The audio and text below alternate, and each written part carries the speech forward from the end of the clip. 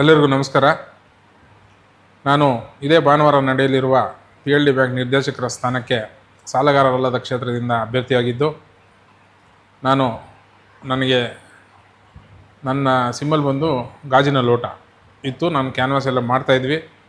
ನಾವು ಎಲ್ಲ ಮತದಾರನ ಭೇಟಿಯಾದಾಗ ಎಲ್ಲೋ ನಾವು ಕಾಂಗ್ರೆಸ್ಸೇತರರೆಲ್ಲರೂ ಸೇರಿ ಓಟುಗಳು ಹರಿದು ಹಂಚೋಗುತ್ತೆ ಅನ್ನೋ ಒಂದು ಇದು ಬಂದಿರೋದ್ರಿಂದ, ನಮ್ಮ ಸಿದ್ಧಾಂತಕ್ಕೆ ವಿರುದ್ಧವಾಗಿರೋದನ್ನು ನಾವು ಸೋಲಿಸಬೇಕಾಗಿರೋದ್ರಿಂದ ಅದು ಆ ಗುರುತರವಾದ ಹೊಣೆ ನಮ್ಮ ಮೇಲಿದೆ. ನಮ್ಮ ಭಾರತ ದೇಶ ಕಟ್ಟುವ ಇದರಲ್ಲಿ ರಾಜಕೀಯ ಪಕ್ಷಗಳ ಮೇಲೆ ನಮ್ಮ ಸಿದ್ಧಾಂತಕ್ಕೆ ವಿರುದ್ಧವಾಗಿರೋರನ್ನು ಸೋಲಿಸಬೇಕಾಗಿರುವಂಥ ಒಂದು ಗುರುತರವಾದ ಹೊಣೆ ನಮ್ಮ ಮೇಲಿದೆ.